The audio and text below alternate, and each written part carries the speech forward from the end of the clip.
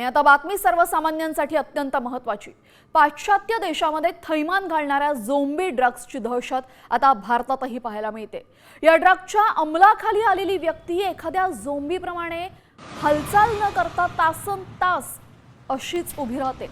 असाच एक प्रकार चंदीगडमध्ये समोर आलेला आहे। तिथे एक डिलिव्हरी बॉय 2 तासांहून अधिक वेळ एकाच जागी गोठल्यासारखा उभा होता। या व्हिडिओमुळे नागरिकांमध्ये भीतीचं वातावरण पसरतंय।